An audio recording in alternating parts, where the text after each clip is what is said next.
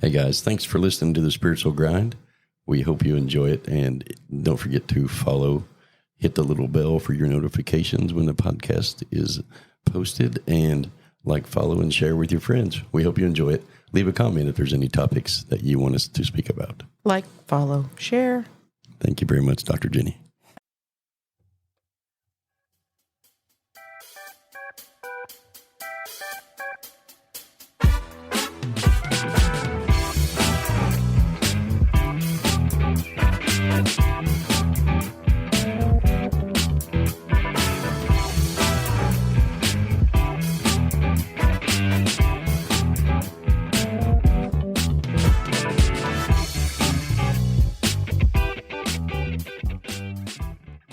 Good morning, everybody. Welcome back to the Spiritual Grind. Good morning. There's always that awkward silence before she says good morning. It's kind of odd sometimes. I am weird, and it's okay. Yeah. Yes. And that, ladies and gentlemen, is a T-shirt. I think it is a T-shirt. Our merch store. Yeah. The Salty Tarot. Or the saltytarot.myshopify.com, or you can go to the saltytarot.net and click on the store. It'll take you right to it. Yeah. Getting that inventory built up. Yeah, it's going to be fun. All those clever little T-shirts and puns, they're going in the store. And our app is, as we speak, uploading to the App Store. Yeah, can we get applause? Yeah, we should get an applause for that. That's applause-worthy, man. Yeah, the Salty Tarot app will be out soon. Yeah, we started the download to the iOS platform, right? Yesterday, and we were 19 hours and counting. Yeah, and I haven't got any notifications today, so I don't know where it is. I haven't got nothing. But the projected date to release for the public is the 27th, I believe, is what Keaton said. Right, because you said they have. So we download it to the iOS platform. We get to use it. To the Apple Store. Not iOS platform. It's already on the iOS platform. I gotcha. It just has to go from the iOS platform and AWS to the App Store for approval. I see. And then they review it and make sure it meets all the criteria. Meets all their guidelines, yeah. Privacy, the security, all that stuff. But in the meantime, we get a beta version of it to check for, different and I think we can allow 20 people, I think is what he said. 10 or 20, I don't remember. We can give access to 20 people to play with it. For the beta. So if you want to be part of the beta, go to the saltytarot.net and subscribe, because I'm going to use a randomizer and pick random people for that. Yeah. And so if you want to be a part of it, let me know.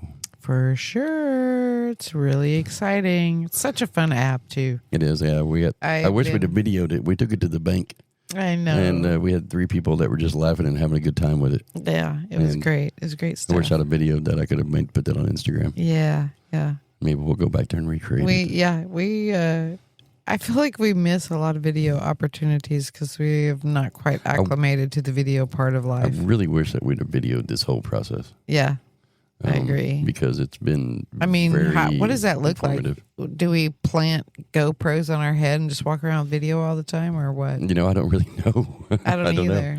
Know. Apparently we weren't supposed to do it, or we would have been urged to do it. Absolutely. That's exactly correct. But that is where... But I am feeling the gentle nudge of figuring out some sort of video apparatus. Yeah, and I don't know, like I said, I don't know if that looks like we have a video on our head and a video on our lapel.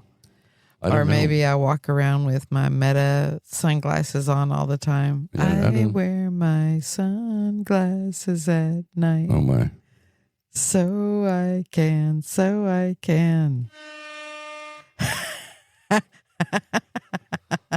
What are you trying to say? Keep my day give job. Her a paper bag to carry that tune in. Keep my day job. Wow, that was different. Anyway, back in the day, that was a popular song. Oh, I agree. Back in our time. Yes, and I remember wearing my sunglasses at night because of that song. Right. I do. We all look like a bunch of idiots wearing our sunglasses at night with our jams on. And just made it worse. The Top Gun movie made it worse with Tom Cruise wearing his aviator glasses all the time. So everybody started wearing aviator glasses at night. Exactly. And it was kind of a weird place. With our big radios on our shoulders and shit. And if you all are close to our age, you remember these days. Absolutely. You know, because we would take our parachute pants and our aviator glasses and we'd go out and break dance on the sidewalk with a piece of cardboard. I feel like everybody knew how to do the worm. Oh, yeah. Yeah. And do the back spin thing, whatever that was freaking There's called. actually a yearbook picture of me in one of my yearbooks of me doing the worm in the gym. In your multicolored parachute pants? No, it was Rustler jeans from Walmart. I didn't have parachute pants. I did. I did have parachute pants, but after I bought them later on in life. Right. And they were already out of the cool stage when I bought them. Yeah. And you know what's so funny is we will talk about some of those things amongst our the younger individuals that we come across, and they're like, "Ooh, I don't even know who that is. I don't know what those are." And then you're like, "Wow." Yeah. That's one of those Twizzler moments where you're like, "Yeah, there's some of the things like we've been we watching have that Buzzer channel, and there was a 14-inch color TV on that because that's on Sale of the Century. Yeah. Show from the 80s, and that TV, 14-inch color TV, was $800. Yeah. Back then, I'm like, holy cow! Right. You can buy a 60-inch color television with 4K HD now for that. Right. Exactly. But you know, a lot of and they were so excited to have won it. I know, right? It was crazy. They couldn't wait to pick it. Yeah, it was pretty nuts. That was when color, and that thing was itty bitty. It was so tiny. But it is what it is, I guess. That's how things happen. You ready for the topic of the day? I am. So, we as humans, this is where my mind is today, and this is what energy I'm trying to clear. We as humans will work through a process and will allow things to come into our reality. And like, for example, we get told things. And we take it as face value, and we believe it. So this morning, I'm asking myself, why is it we take things at face value for those people, and they don't follow through with it?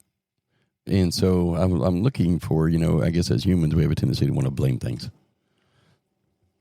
So that you can understand it? Or? Yeah, I think more it's a search for why is it somebody tells you something and then they don't follow through with it. And so the only thing I can come up with is there's a belief system in the way that blocks the flow. And so we as humans, in a human experience, in this realm, in this reality, in this dimension, we are creating things in our reality that blocks the flow of things, like we were talking about flow this morning. And it happens a lot. And the only thing that I can figure out why the flow would get blocked is if there's a belief in the way. Like, for example, a belief of you're going to go buy a new car. And you walk into the dealership, oh, yeah, we can work a deal. You take that for face value. And then for some reason, the terms don't meet what you wanted. It never is exactly what you want. And what causes that block of flow? And so this morning I was kind of enlightened a little bit about subconscious beliefs that we interject into our reality and create assumptions of expectations. Because we so want what we're going after, when something comes into our reality that gets blocked. Why is that? Because, like, for example, when we first got together and we were at the house and I said, I'm going to go buy a motorcycle today. And I got up, I drove down to the drove to the motorcycle place. I bought a motorcycle, drive it back, pick you up after you get out of the shower, and we go for a ride. Right, yeah. And it was just that easy because I had no beliefs in my way. I had nothing in my way. Okay. And then when you do things like when you don't expect things, when you don't have an expectation, and the example that came in my mind was the app. Okay. the expectation for it was to be in beta by the 31st of October. Right. Yeah. Yeah. Or I say the plan was the plan. It wasn't an expectation. Nowhere in my belief system did I expect it to be uploaded to the Apple Store on the 15th of October.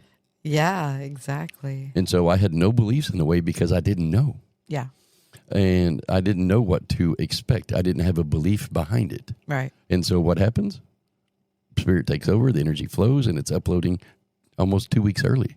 That's right. And so I equate this to an analogy one time that I used, and that is take a 1 pound weight and you hold that weight and name that weight one of your emotional stressors. Say, for example, we'll use stress. We're going to name that weight stress. And the belief of that stress exists. And if you believe stress exists, then it can become a very heavy energy. Okay. So you take this weight, and if you hold that weight out here on your arm, just hold it out extended. You can hold that weight for a while. Well, you can hold that weight for a little while. And then the longer you hold it. Depends on what you mean by a while. I could probably only hold it for a few seconds. But the analogy of the weight is when you're holding it, the longer you hold that weight, the more stressed your muscles get, the more fatigued your body will get. And eventually it will either lock into place and freeze up to where you can't move it at all, or you'll lose all ability to even hold it at all. You'll fatigue yourself to where your arm drops, even just a 1 pound weight. I see. Okay. And so when you name it, because here's the thing, is the belief behind stress is heavy, first of all, and then the belief behind holding a weight extended out for a long period of time, you've been taught that you can't do it. And so it becomes a belief as well. And so this morning when I was in the shower and I was kind of going through this process of thinking, I remember I was 14 years old. And I was fishing with my dad below Ulagal Dam in Oklahoma. I'm sorry? Ulagal. It's a name of a lake. Oh, I thought you got choked or something. And we're going up and down the dam, and we're fishing, and we're using doll flies, and we're on bobbers, and they're floating, throwing it upstream because they've released a lot of water, so the river is running really hard. Yeah. And the sand bass were running, so we were fishing for sand bass. Okay. And I throw my line way up by the dam, and it floats down about halfway, where I was going, and it just stops. Oh. It just stops midstream. And I'm like, that's weird, because this water's running. I mean, it is going fast. Okay. Like they have the red cones up for almost 1.5 miles downriver because the river is that hard. I see. And so I tell my dad, I'm like, Dad, my stuff stopped. And I go to try to pull on it, and it don't move. You meet resistance. Yeah. And it doesn't move. It just sits there. And my dad says to me, the thing that it took me 5 or 10 minutes to really think about what he said. He said, well, maybe you're hung up. And about 5 minutes later, I'm like, how the hell can I be hung up? It's on a bobber. It's only 14 inches deep. And the river is so high, it's not even close to the rocks. Not even close to the bottom. Okay. There's no way for it to be hung up. And I tell my dad, I'm like, this ain't hung up. It's 14 inches deep. And about that time, I'm holding this thing. I'm trying to get it loose. And he comes over, grabs my rod, and starts popping the line, trying to get it to break loose. Right. And then all of a sudden, it goes zzz, and takes off down into the thing. Oh. And so I'm holding this fishing rod. And nowhere in my belief did I say to myself, I can't land this fish. Okay. And nor did I say my muscles are going to get so fatigued that I can't land this fish. My dad started coming over to me, do you want me to take that pole? Well, it was almost 3 hours later. 3 hours later. I go up the river, down the river. I'm chasing this fish. And finally, we're about 1 mile from the dam where we started. And everybody's watching. There's a bunch of people around, and this fish finally circles the surface. And I'm like, holy cow, this thing was massive. I mean, it was 5 foot long. And so I go to ask my dad, how are we going to get this thing out of the water?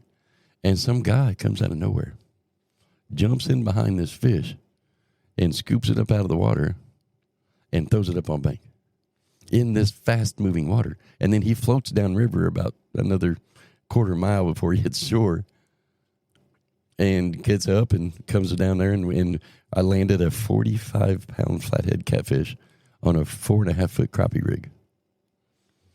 I'm sure to somebody out there that means something. Yeah, it was only a 10-pound test line. Yeah, it's big. That's a big fish. That's a big fish for that little bitty roll, for that roll. Yeah, I had 10-pound test. It was on doll flies, and doll flies are little bitty jigs. Yeah. I was fishing for sand bass. Okay. Their average rate's about 3 pounds. I gotcha. And here I am hooking a 90% or a 900% bigger fish on a rig that's only 4.5, 5 foot long, and it's very flimsy. But here's the catcher. Is I land this fish because something happened. I didn't have something blocking my flow telling me I couldn't do it or it's not going to happen. Okay. And so I go to, when we land this fish, I go to put my fishing pole down and literally my arm is locked in place. I can't even extend my arm. Like it's locked in that position where you're fishing and you got everything all railed up. Yeah. And my hand that was working the reel was locked into the closed position. So I'm like, my right arm is locked up against my body, and I'm like this, and my left arm is they're both caught in this position, and I cannot move. Literally, I'm like the muscles have just cramped and seized into that spot. Okay. But the crazy part about it was, it never hurt. Ah. And I landed this fish, and my muscles didn't give out. The fatigue wasn't there. And I did not block the flow of that situation because I believed it. Because I believed or had an expectation that my muscles were going to fatigue or all of that. And so I went through this thought process this morning of all of this, and that story popped in my head. Right. And the biggest part about that story for me was, how do you land? How do you land that fish? It's a great way to really think about life. How do you land that fish? Anything in life.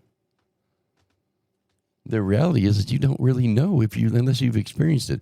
And then a lot of the times, if you do know because you've experienced it, you're going to humanly interject into it.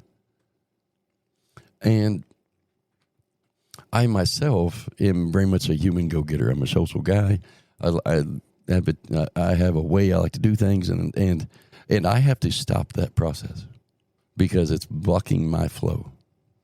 Your 1995 wiring is not up to date with your 2025 iOS processing. I'm guessing somewhere in your article today is 1990. The second time you brought up 1995. Yeah, I don't know. It's popped into my head. But, I mean, we're from the era, 1990s. Right. And so this fish story that's in my head, it brings to the reality of a situation. And this is where I'm going to ask you to interject. Oh, God. Is why and where do we decide that we're smarter than the people that created this planet, this world, this environment, and why do we humanly interject? Why do we block our own flow? Because you know what happened about 2 weeks after that fish? What? I caught almost a state record largemouth bass. Oh, nice. Brought him out, picked him up, and because it took me a few minutes of fighting this fish, my hand cramped and I dropped him back in the water. After he was weighed. Oh. And so because I created a belief that my muscles were going to do that thing, I believed it. And then what happens after we weigh this fish, we've got him out of the water. I know he was almost a state record. I mean, he was like 2 ounces off. And I go to I hold him out, taking another picture of it. My arm cramps, and I drop him. And because I created a belief on something that I did nine times bigger than that one, just 2 weeks before that. Yeah. And so, interjection to you, where I want you to give me your doctorisms, is when we have a belief like that is non-happenstance belief, that we don't really create or think about. It just kind of happens. Yeah. How do you stop that? Well, the first is... Hi, welcome Dr. Jenny to the stage. Thank you for having me. Well, this can go in two different directions. First, what happens is, you remember I teach that there's pain and pleasure. Okay. Then there is also this security mechanism, am I safe, that goes on and takes place here. Okay. So in the first experience, everything locked into place, if you will, but there was no discomfort. You just didn't know what you didn't know. Right. There wasn't any discomfort. There wasn't anything. But after the magnitude of what happened disappeared and the excitement and the joy of that disappeared, then not being able to move your arms, even though they were not painful, or your hands, and come out of that position, created a little bit of a scary point. It was actually, I'm going to stop you right there a minute because it wasn't scary to me. I didn't know what to think about it. No. So never did you say, what if I can't get my hands to move, or what if I can't get my arms to move? No, I was actually laughing about it. Actually, it was because it never hurt. Even when it relaxed and came back, I never had pain.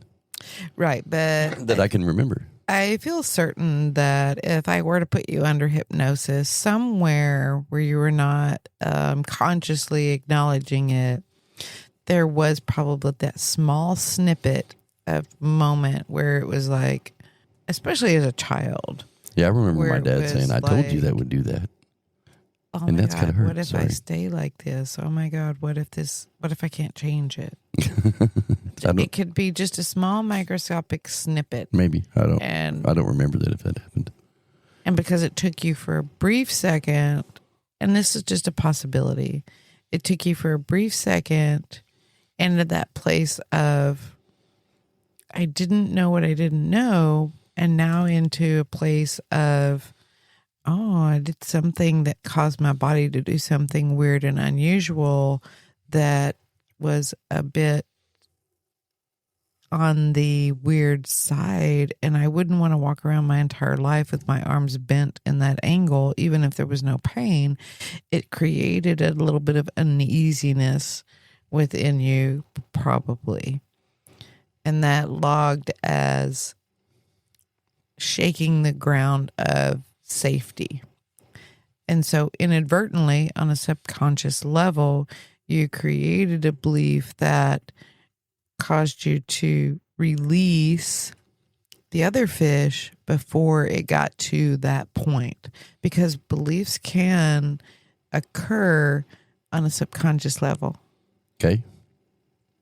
You can create a belief inside you that is happening without you even being aware that it's happening. If it taints the security platform that you've created, feeling safe, or if it is more painful than pleasurable. So if it creates a security threshold vibration, shakes your security safety foundation, even in the slightest little bit, it'll throw up a red flag. And if it's painful, which you already said it wasn't, I'm just giving the collective things to recognize, versus pleasurable, even if it's not so painful that it brings you to your knees, it can, in the background, create an inadvertent belief in the mechanism of keeping you safe and secure inadvertently. Okay. And it can happen without you knowing that it's happened. It can happen unconsciously and you don't even know that it's there. So what I wanted to bring to the table in this topic was, we are taught a lot of beliefs. Yes, we are. And most of our beliefs as we're growing up are given to us. A lot of them are, yes, I agree. But some of them get created based on that safety security mechanism and the pain and pleasure mechanism. We'll create our own Right. at any age. That's where I'm going with that. Is I didn't know it hurt until I had all these people around me saying, "Oh, that's going to be, it's going to hurt," and whatever. Like I went into my high school gym and there was a big thing in the weight room that said, "No pain, no gain." Mm-hmm. I used to quote a movie quote all the time to people. I believe it was from Roadhouse. Patrick Swayze. He said, "Pain don't hurt." Mm-hmm. I used to quote that all the time. Why? Well, because in reality, does pain really hurt? Or are we giving a sensation in our body a name and attaching an emotion to it that creates a result? And that's kind of where I was going with this today. And I wanted to take it to a place of, why is a pencil called the pencil? Why are we taking human experiences and giving them labels and attaching emotions to them? Like the word stress, I use that today because the doctor asked me one time, "Well, are you stressed?" I didn't know what stress is. I don't know what it feels like. and I don't want to know what it feels like. Right. And so do I have what they say is stress? Like we as humans and in our society, we take things that we're given and we give them weight. Mm-hmm. And we hold on to that weight. Yeah. And when we take that weight and we hold it out there and we stand it out, we are taught that your muscles will fatigue and eventually you'll put that weight down. And what I don't want to get caught up in, which I'm going to change in my life, is I am not going to take what other people say. I'm not going to take what beliefs are anymore, and I'm going to really work on taking those kind of happenstances in my life away, because the reality is we've attached emotions to these things that we're taught. We've attached a strong belief, and we hang on to those. And so I'm just going to let the weight go. Well, yeah, I mean, that's the premise of what you and I teach as a whole, is that weight by weight, if you can let them go, then reality takes on a whole different meaning, perspective, experience. Right. Like when we left our job, mm-hmm. and we went on this journey that we're on now. That was a big weight for me. I was hanging on to that weight. And I had attached to that weight fear. I had attached many things. And I could go through a whole list, but there's a whole list there. And what I did about, a month and a half ago, is I had let that weight go. And I finally let that weight go. And I detached emotions, and I really don't care. And I'm not giving it any weight in my life of worry or, whatever that is. Whatever we attach to these stupid things. Mm-hmm. Because the reality is no matter what emotion you put with it, it doesn't change it. It is what it is. You hear me say that a lot. It is what it is. It's what's the use of thinking about it or worrying it? And so in this whole system that we're talking about, we listen to people, they tell us things, we take it for face value. We attach an emotion to it if they do it, and we attach an emotion to it if they don't do it. We take what we think is supposed to happen. We attach an emotion to it if what it looks like if it makes us happy, and we attach an emotion to it if what it looks like if it doesn't make us happy. And what if we remove those emotions and let an emotion just be natural? Don't attach anything to it and remove the expectations, because if there is something out there you're hanging on to, you will continuously, through hope, which you talked about on your money blog, that you just posted yesterday. Oh, no, it's not posted yet. No, it's not posted I was yet. having a few glitches. It'll be posted today. We take hope and we turn it into something that it's not. And we turn all of this, we attach emotions to it and everything. And then we take hope and we put all of our weight in one basket because we attach emotions to it. I hope this happens. Oh my gosh. I hope this happens, or I hope this is going to be this way. And when we do that, you're setting yourself up for failure, because whatever you're hoping for may not supposed to be happening in the way that you're trying to create in your mind. This is all just a visual world that we're living in. And we take these situations and we attach human emotions to them, which we're supposed to have human experiences while we're here. But are we attaching them in the right way? And so stopping to look at it and not taking other people's experiences for face value and experience it yourself before you attach an emotion to it. And that's kind of where my mind is today. I know it's kind of a weird, deep subject, and I'm carrying it a long ways here. But the reality is there's a lot of people that I know that do this. I want this to happen this way. And if it don't, this is going to happen. Or this emotion happens. Or they create a fear behind it. Oh my God, I can't fly. I'm going to die if I fly. Those kind of things. We attach an emotion because somewhere somebody has taught them that flying is dangerous, or driving a car down the road is dangerous, or going out on a limb and leaving your job is a dangerous thing to do. And that's where I was when I released the part of all of this today that I'm releasing, which I have to rebalance. It's been kind of a weird little energetic roller coaster for me because of a disappointment that I experienced yesterday. Yeah. And I'm okay with what happened yesterday, and I don't blame it on anybody else other than I had put an expectation and I blocked my own flow. Mm. And so when people that are listening out there, you need to understand that when you create an expectation, that's all human. Spirit knows what to do. Your higher self knows what to do. Your God knows what to do, whatever that is, what you need. And they're going to give it to you when you have faith and don't have hope. And you don't attach emotions to it. What I'm saying is stop and look at it. Stop and let the flow happen. Whatever that is. If I would have held my dad's expectation on what was going to happen with me fighting this fish, I would have never have landed that fish. Because it creates a block in flow. Mm-hmm. And blocking that energy and a block of the experience. Mm-hmm. And so we as spiritual individuals, if we realize that when we do that, you stop your own flow because you're supposed to have your experience, not the other person's experience. Right. You'll see it all the time. People, if you don't believe me, go sit down in a coffee shop and tell somebody that walks in that you're going to start some kind of stupid business and make something up. Every time, the very first thing that comes out their mouth is going to be the negatives. Like the experience that we had the other day with this shark that we met with. Yeah. The very first thing that came out his mouth was negative to everybody. Yeah. Why? Because he's trying to sell something. Now, and he may believe what he's saying. I don't know. Don't really care because his experience is not going to be mine. Right.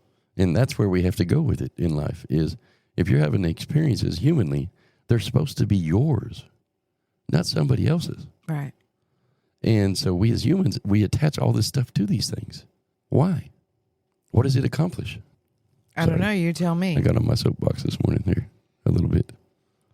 And just for those people that listen, Dr. Jenny's not the only one that studies this stuff too. Just playing. Wow. That was just playing. That was a joke. So the part of it that I really am looking forward to teach everybody is the freedom behind creating freedom.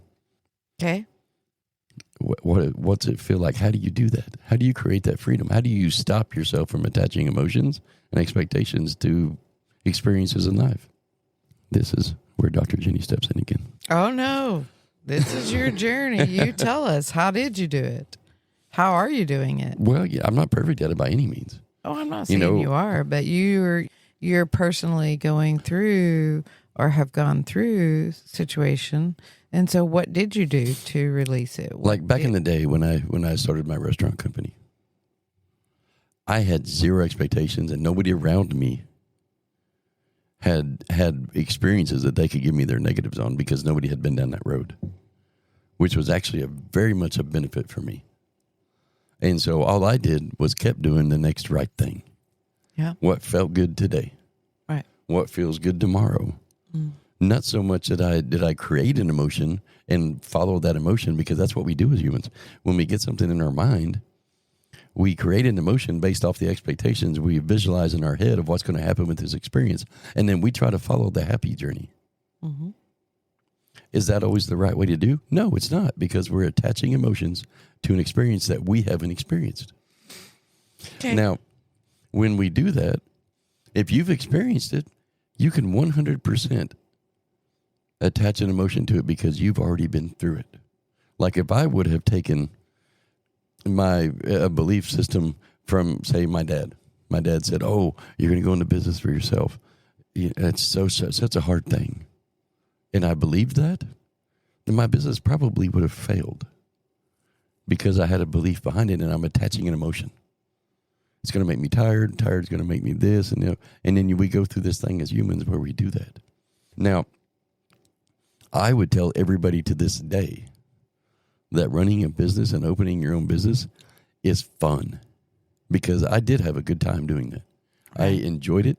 Now, was there, after I started listening to other people and doing other things, there was bumpy roads in it? Yes, there was bumpy roads in it because I took on other people's experiences. Mm-hmm. And when you can look at every adventure or everything in your life that you're creating new experiences in, go into it open-minded and without expectation. Just go do it. Like we went and scuba dived. Not once did I ever say, "Oh my God, I could die doing this." Right. Because nobody around us told us that. Right. And we went through this experience without attaching an emotion to it. Yeah.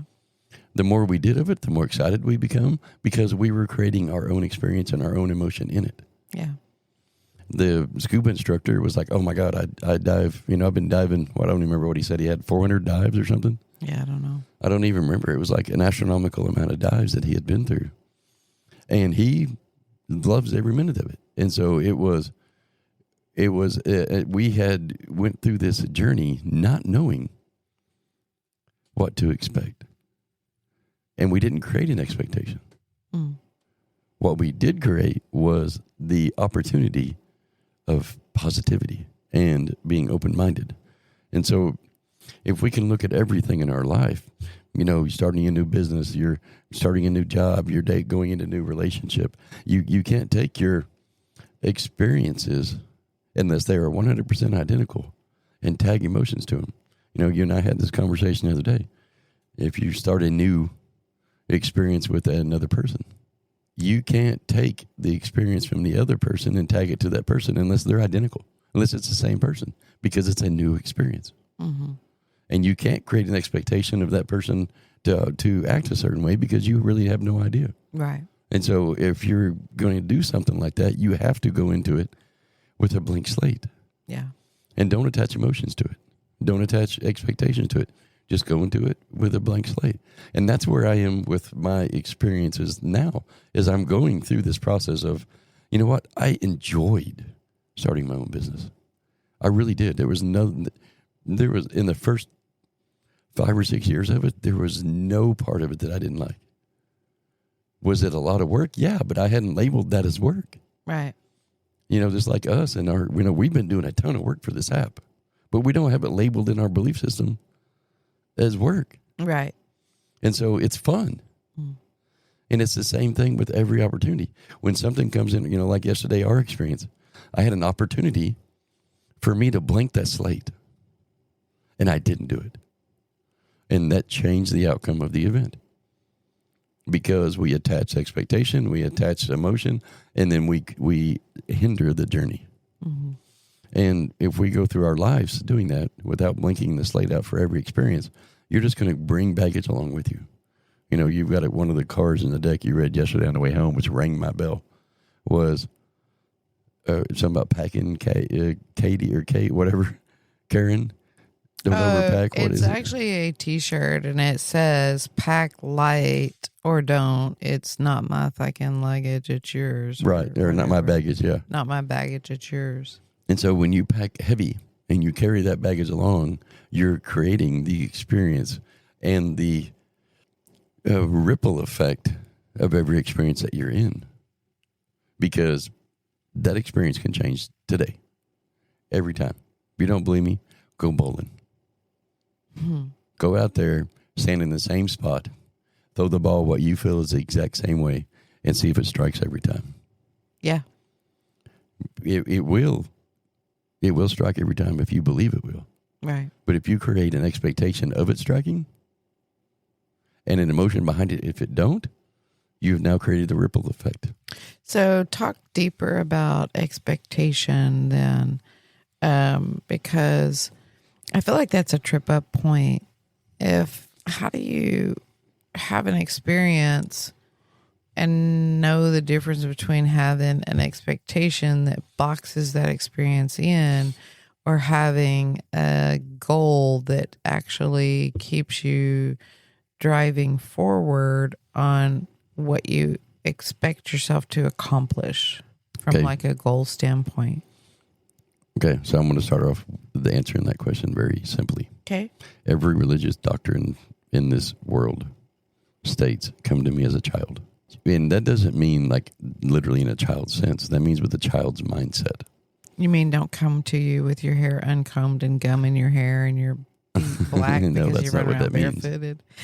What it means is the curiosity and the energy behind it.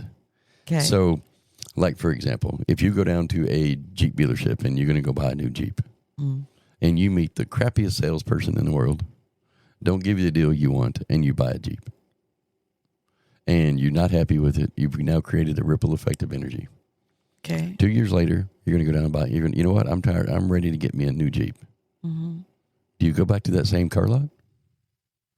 I mean, I probably wouldn't. I probably wouldn't have bought the car in the first place there. I probably would have left, but that's just me. Well, what I'm telling people is you should go back and recreate the experience.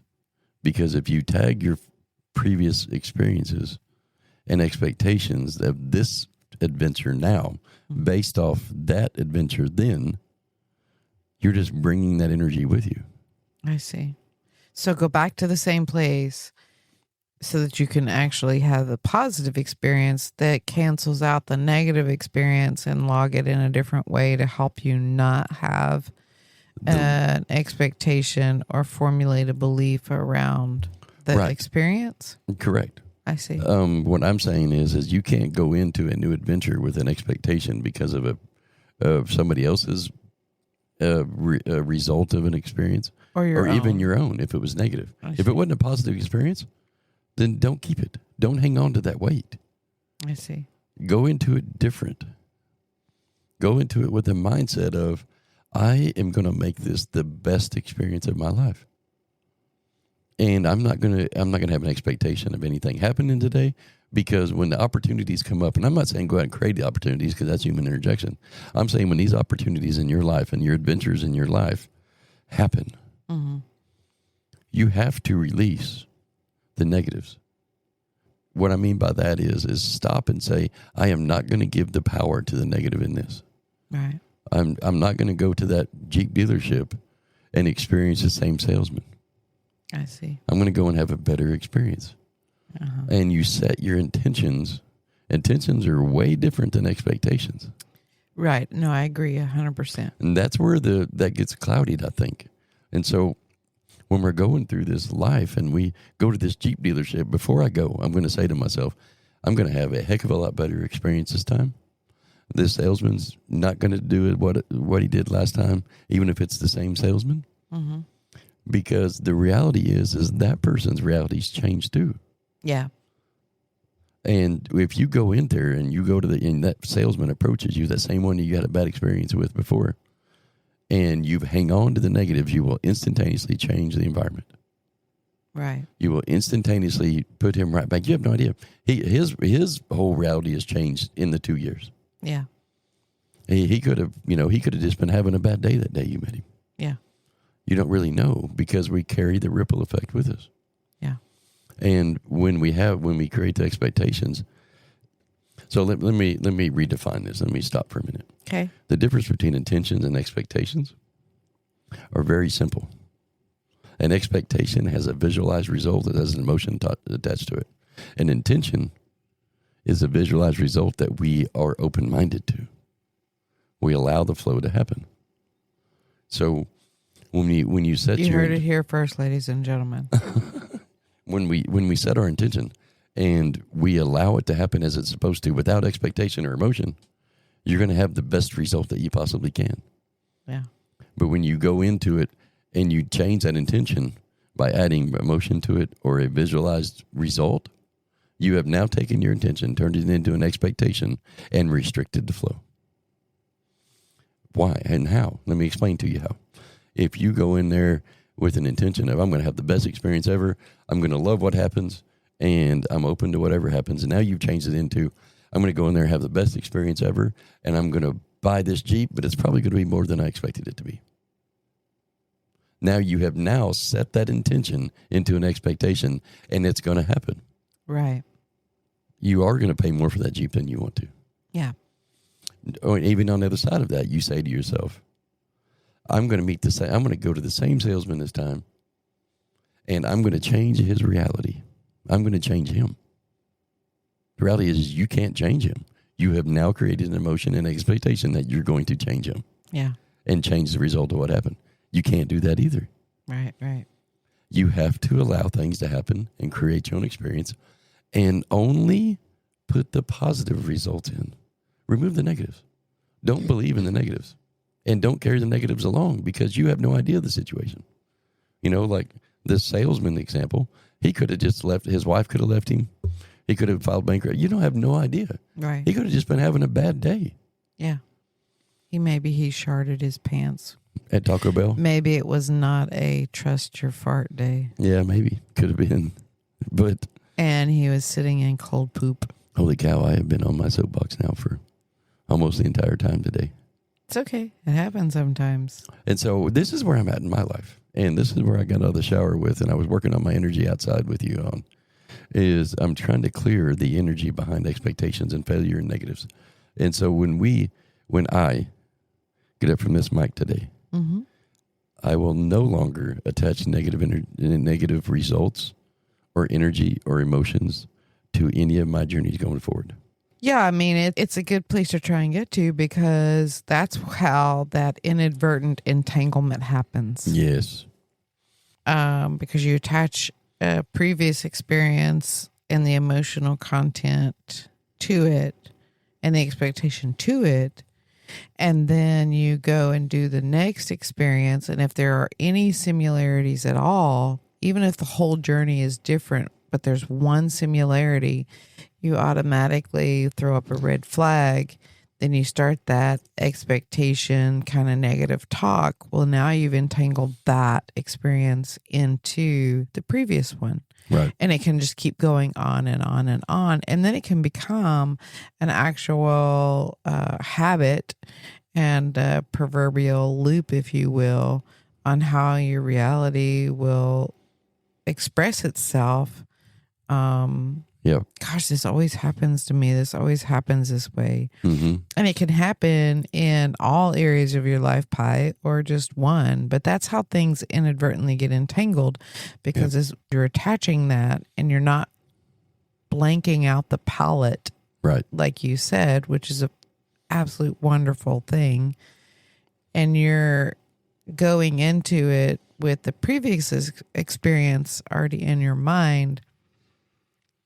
And you have an expectation that this one may go that same way. Then you entangled fear. Yeah. Then you don't let it become what it naturally wanted to become and give spirit, God, higher self, the platform to be able to make it something other than what you expect it to be. Right. You tie them into a box where...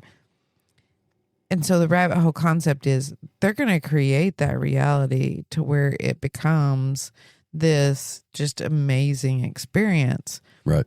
But if your frequency is not letting you get there, you'll not experience it. You won't see it. You won't hear it. You won't taste it. You won't smell it. Right. You'll only align with that experience that your frequency is vibing at. And if you are going into the new experience with those previous experience vibrations based on the way that you identified it and defined it, right, you'll experience more of the same. Yeah, I agree.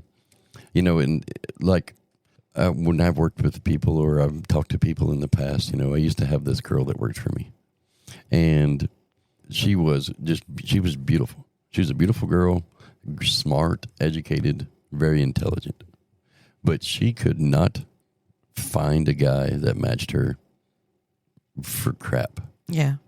She would always come to me. She'd be like, man, this guy did this guy did that. And she always seemed to find the same guys that did the same things. The douchebags. Yeah. I mean, I told her one day, I'm like, the problem is your picker's broke. Yeah. And she was like, what do you mean? I said, you carry the expectations along. You go in there picking these guys that have the same qualities, the same things, but yet you don't expect them to act differently. You expect them to act the same, but you continue to pick them. Right. But why? Why would you bring the expectation with you? And it's the same concept that we do with every experience in our own life. Yeah, the unfortunate thing about the whole mechanism is that once that expectation is formulated from the experience that it came from, originated from, it happens subconsciously. Mm-hmm. And so until you bring it to your awareness and realize that you're doing it, right, and then begin to actively change the habit behind it or the programming behind it, unfortunately, it will keep happening. That's right. Behind the scenes. Because you're carrying it with you. It's because rippling. You don't even know that you're doing it most right. of the time. Most people don't even know they're doing it. That's right. What I said to her, why don't you go after this kind of guy? Oh, because they do these things. And that's worse than what's going on there, first of all. Second of all, how do you know that? Oh, my friends have told me. Oh. Yeah. So that's why. Right. And, of course, she later on ended up meeting one of the guys that I told her the style. I was like, because she ended up meeting the vice president of a banking company. Yeah.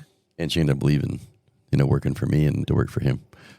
She told me, I seen her like, I don't know, a year and a half, 2 years later at one of the conventions. And because she went to work started dating the vice president of the bank that we banked at. Yeah. And I seen her at one of the banking events, and she said, I got to say this. I was like, what? She said, you were right. I was like, what do you mean? Well, I'm dating Danny now. Okay, great. How's it going? Oh, it's perfect. Why is it perfect? I don't know. It just happened. Here's your sign. Because you didn't expect it to happen any other way because it just happened. All right. And that's how the life journey is supposed to be. When we as humans interject ourselves into it with our previous experiences, that on the negatives only, because that's where we really screw things up. Mm-hmm. We attach the negative emotions, the negative experiences, even if it's not even ours, we'll attach them to it. Like how many times, and I challenge everybody out there, how many times in your life have you went to go get a loan and you go into the bank expecting to happen what happened before? To be told no. To be told no or have high interest. Yeah. Because you expect it to happen. Right. And you have now created that realm. Right. That You've loop created that about. dimension, that continuous loop. You've got yourself trapped in this loop, and until you make yourself aware of it and change habits and consciously catch yourself having that thought, right, and make yourself stop and recalibrate to a new thought before you go in there, eliminating expectation and just being okay with it is what it is, and right. Whichever way this goes, I will be and am perfectly okay. Right. And I'm going to give everybody before we close one more little example. Okay. When I was 24, 25, me and a friend of mine were going to go to the finals rodeo in Belt, Montana. Oh. And we go there. We didn't have tickets. We just went. Why am I not surprised? We just went because, you know my process. I do know your process. I do. And so we go. Pack a backpack, whatever you can freaking fit in there. It may be backpack full of nothing but granola bars and no clothes, and you wear the same clothes, or you have room for one skinny outfit and whatever. We'll worry about it when we get there. That's right. But he looked like I was, his name was Chris, and Chris Drogden. If you're listening to me, you'll remember this story. we went to the National Finals Rodeo. It's in Montana at the time, and I think it's moved a million times since then. But was it cold? he said, how are we going to get in? Yeah, it was cold. And where are we going to stay? I'm like, well, we're going to take tents. It's cold. I don't care. We had tents. We're going to throw them in the back of the truck. And you're going to take whatever money you got. I'm going to take whatever money. And he's like, how are you going to get in? It's sold out. And we get there, and we set up the tents, and we cook dinner. And the next day, the rodeo starts. And he said, how are you going to get in? I'm like, we're going to walk in the back door like we own the place. Oh, you're going to go to jail. I'm like, no, we're going to walk in. We're going to take our bag with us. We're going to carry it over our shoulder like we're bull riders. We're going to put our cowboy hat on, and we're going to walk right in the back gate like we belong there. And he said, you're going to end up in jail. Or he said, we're going to end up in jail. I said, I'll tell you what, if you have that thought, you stay back there. Right. Don't even go. Stay in your tent. Right. And so I walked right in the back door, walked in the back place, and I get there, and the girl at the desk, I literally walked right, but they opened the gate for me because I look like a bull rider to them. Right. And so I walk in the gate. They open the gate. I get to the corner. The girl hands me the freaking pass that I put around my neck that I can get in free for the entire time I'm there. Probably with all access, not even just, you could probably go anywhere. Right. Because I sent the intention of having fun. Yeah. And if I went to jail, I didn't care. Right. It wasn't about that. It was about I was just going to go do this. Right. And it's going to happen. And I'm going to set my intentions, and I'm going to allow it to happen. And I walked right in the back door. They gave me the pass, and I was there for 7 days for free. Because it was sold out. You couldn't get in. Right. And the coolest part about it is I got to sit in the bull rider pen. Oh, yeah. Yeah. That's why I was saying that access probably let you in places that you wouldn't have normally got in. It did. I even went to the table, and they gave me a number I put on my back like I was a rider. Oh, my God. Never once did I get on any bull, and never once did anybody ask me, when do you ride? Wow. I just operated through things. So Chris, an hour later, because I go back out, I got my pass, and I meet him in the truck. He's like, oh my fucking God. Oh my God. How'd you get that pass? It was a VIP pass. And the lady just handed it to me. She didn't ask my name because he was standing at the corner with the passes that they were letting in the back gate. Yeah. That was the bull rider's pass. Right. And so I guess when I just walk in carrying my bag, I walk back out the gate, then the front, and I go out and I put my bag back in the truck, and I walk back in, and I'm out there talking to Chris before I walk in. And I said, are you going to do it? He said, I'm scared. I'm like, don't do it until you can walk in there like you own the place. Yeah. You got to have that mentality. You got to have that thought. Carry your bag over your shoulder like you're a bull rider and walk right in the back door. Yeah. And he gets about 100 steps from the door, and he gets stopped. And he somehow mustered up, and I distracted the guy because I came in the back. I'm like, Chris, come on, man. What are you waiting on? And so they're like, oh. And they seen my pass, and they're like, oh. I'm like, bro, what are you doing? What are you holding him up for? And he got in, and he goes over there. The girl gives him his pass, and he was literally almost in tears because they were about to escort him off the property. They were about to jingle him up. They were. I'm like, what are y'all blocking him for? He's with me. And so the crazy part about all of it is I want to close it in that is because when you can go to it in that mentality, life in that mentality of, you know what, this reality is mine. Yeah, to live it and experience it the way I want to. That's right. That's absolutely right. And then I seen Chris, I don't know, probably 3 or 4 months later at the Tulsa rodeo, and he was wearing a VIP pass. And I said, how'd you get the VIP pass? And he said, I walked right in the back door like I owned the place. And he did. And that's how we got in. We never paid to get into a rodeo, a concert, none of that stuff when we were younger. We just walked right in the back door like we owned it. And so that's what I challenge everybody out there, all these listeners today. Walk in the back door like you own it. Walk into that next reality like you own it. Don't like carry the ripples. Already what you want to be. That is correct. That's what living in the moment, that's what we try to teach, is living in the moment of what it is that you have in your daydreams. Yeah. What would it be like if I were this? Right. Live in the moment. now as if you're already that. Right. Walk in the back door like you are the bull rider, already embracing that reality, and do what that person would do, living in that reality that you want. That's living in the now, doing the next right step and the next right step. And that literally, that reality will build right underneath your feet, right before your eyes, one step at a time. And I'm going to add a next step to this real quick, even though we're going long today, is when I was released from jail,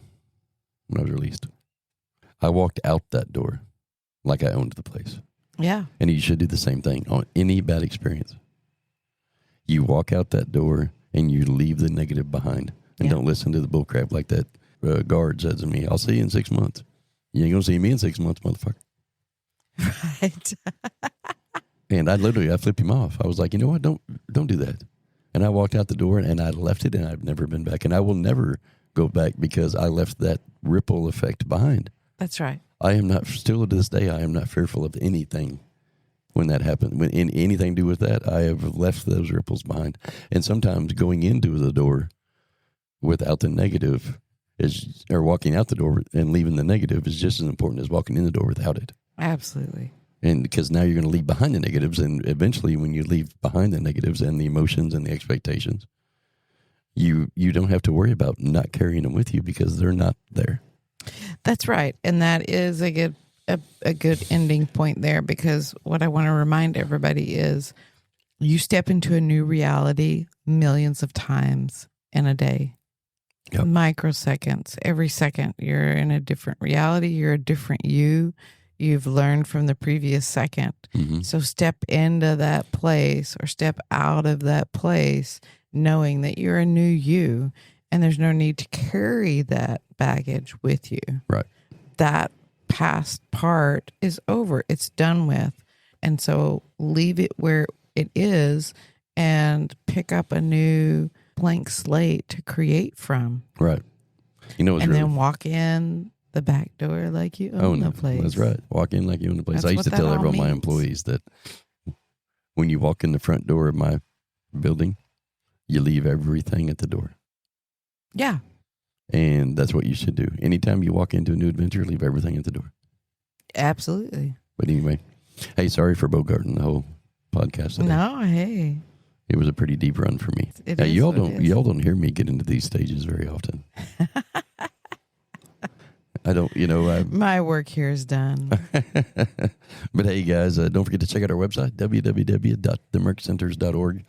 Follow us on the podcast. We're on 11 platforms. If you can't find us, it's not hard. If you just Google search The Spiritual Grind, it will pop right up. Yeah. And we have just met new thresholds as of yesterday. Yes. 750 downloads. That's right. Yay. And we're in 28 countries. The podcast and your book is on, let me say this, your book is available on Amazon, Scripted from Within. Yeah. It's Jenny's handbook to creating your reality from the inside. Short little read. It's not a long read, but it's a good one. And the Salty Tarot app is coming out.